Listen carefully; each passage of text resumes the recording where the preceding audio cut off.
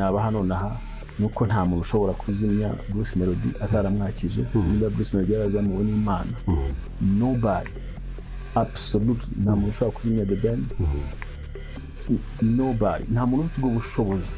Hello bakunzi ba Mag TV Rwanda, nizere ko mumeze neza wherever you are in the country cyangwa se hanze y'igihugu. Munyemerere mvuga ibi bintu, ndabivuga of course ngomba kubivuga.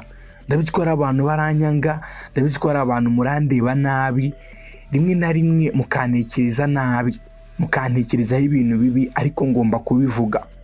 Impamvu ngiye kuvuga ibi bintu yuko nzi neza ko abantu batemeranya nanjye bakifitemo ya myumvire mibi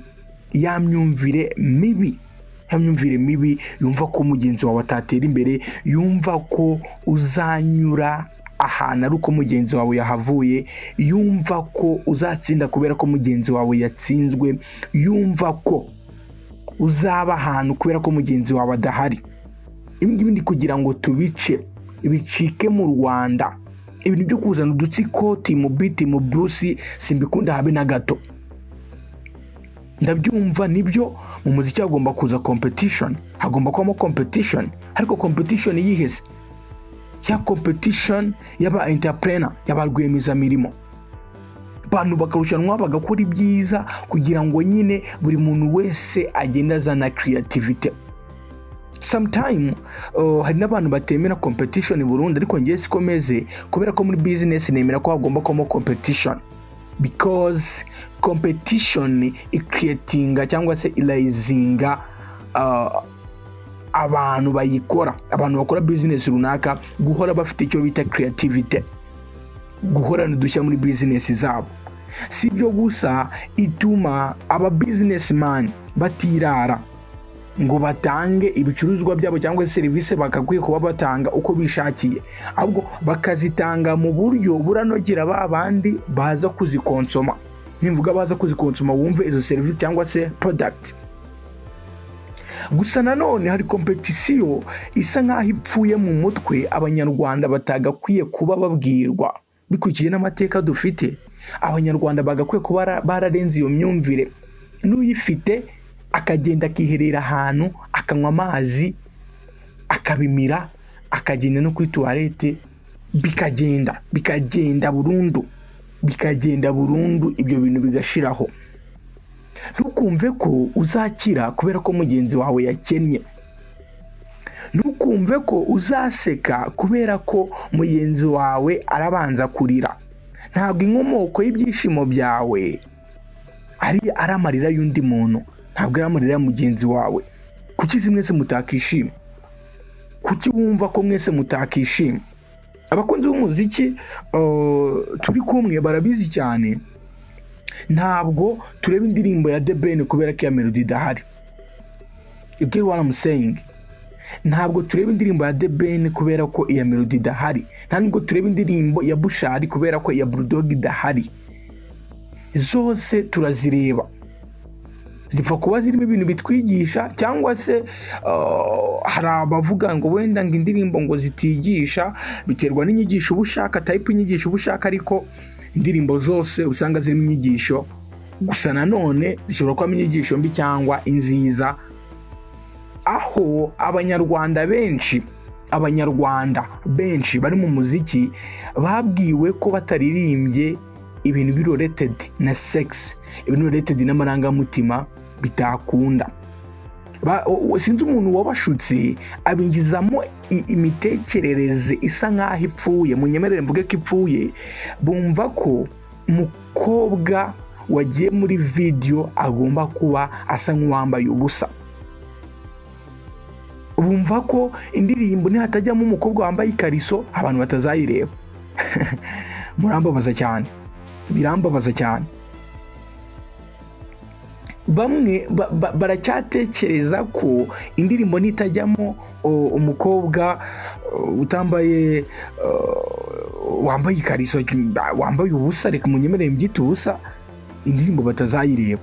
Ariko wagira ngo nibyo ibyo babona biri gukorwa n'abandi bahanzi cyangwa se abandi artiste nta nubwo bibigisha. Mfite urugero rw'indirimbo nyinshi munyemerere nacyo nicyo kintu nse nk'ugikomozaho kubera ko especially nk'abahanzi bari kuzamuka hari ibintu mwagakwiye kurenga mukamenya ngo ese indirimbo yego irahari, nibyo indirimbo irahari, ariko se kugira ngo abantu bayimenye yagakwiye gutangwa mu buhe buryo, ryari, igatangwa gute? Indirimbo yagakwiye kubitangwa gute? Ndabaha ingero z'indirimbo nyinshi cyane kuri R&B cyangwa se hip hop. Tuzi indirimbo yitwa Kashe. Reka ndeke kuvuga Kashe nse nk'usimbuka cyane kugira ngo nze kugaruka kuri Bruce Melody na The Ben, nze kugaruka ariko nanone kuri The Ben cyane kuko ubutumwa yatanze burakomeye, tugomba kubuvugaho tukareba nicyo bwasigira abanyarwanda. Ntabwo sinshobora kuza ngo mbaha amakuru gusa, kuza nkababwira ngo The Ben ngo yavuze gutya ntabwo bihagije, ahubwo kuba yavuze gutya n'abanyarwanda byadusigira iki? Sometimes journalism deals with content rather than deals with context, kandi icyo kintu abantu bagakwiye kuba babona. Yego nibyo baraza batubwira ngo hano habaye impanuka, hagenda abangaba barapfa, abandi bararokoka, bigenda gutya. Ibyo si birafasha iki abanyarwanda? Ibyo birafasha iki abantu muri rusange? Ahubwo ibintu byabaye biterwa n'iki, byakirindwa gute? Nicyo dukeneye right now, nicyo dukeneye. Kandi bura n'abantu bakonsoma amakuru, itangazamakuru ntirikabayobye kubera ko babaha amakuru n'abantu. Rimwe azaza avuga ibintu wumve birapfuye. You have to talk about. Ujye muri comment wandika ati ibintu birapfuye, nanjye ubaha amakuru ndi umuntu, ngero kubabwira ibi ngibi ndi umuntu. Nshobora kwibeshya gute se utankosora kugira ngo dusangire amakuru twese twumvikanaho, twigarukire ku ndirimbo. Ni indirimbo y'uwitwa Meddy imaze kugera miliyoni zirenga 100. Ni indirimbo yise Slowly, indirimbo nziza cyane. Ese byasabye ko abantu bikuramo ubwambure? Ese nuko ari igishegu? Ibyo bishegu muvuga bigerahe ko biza bigakubita bigashashagirana ariko bigahita bizima? You have to create big content is after a long time abantu bakiyumva. You have to create big glitter track, glitter song with creativity izatuma abantu bakomeza kuyumva. Uyu muhanzi The Ben nanone mugarutseho kubera ko aricyo ndi kugira ngo nse nkaho mvugaho cyane, ariko nabwo minota mike. Uyu muhanzi The Ben yavuze ikintu gikomeye. Utu dutsika abantu bari kugenda bagashinga, hari nabo nagiye numva babivuga, ukumva umunyamakuru araje arihandagaje ku mbuga nkoranyambaga, afashe mikoro azamuye ijwi arishize hejuru avuganye ubukaka ngo njyewe ngura muhanzi namuzimya, ngo nadakora ibi namuzimya. Murambabaza cyane. Na The Ben nawe yabigarutseho kandi ndamushyigikiye muri inyuma cyane. Burangiye iyo umuntu avuze ibintu nkabyumva, I have to support it. Kubera ko umuntu avuga ibintu hakabaho critical thinking about that topic and then nakuramo ikintu kizima. Ibintu The Ben yavuze ni ibyanyabyo. Utwo dutsiko turiho, namwe murabibona hirya no hino, ni ibintu mubona. Umunyamakuru nk'uko nari mbivuze akaza ati nzazimya umuhanzi runaka. Umunyamakuru mbere yuko atangaza inkuru akabanza akahamagara umuntu runaka, iyi nkuru kimeze gutya na gutya kirangiza ibi nibi, ese ni wakishyura gutya tukareba ukuntu tuyigoreka. What kind of that? Ese umwuga tuzagira umwuga ryari uhamye? Abantu bagitekereza muri ubwo buryo, abantu bakigendera muri iyo njyana nakita mbi. injyana y'ubujiji. Niba ukora umwuga, you have to do that professionally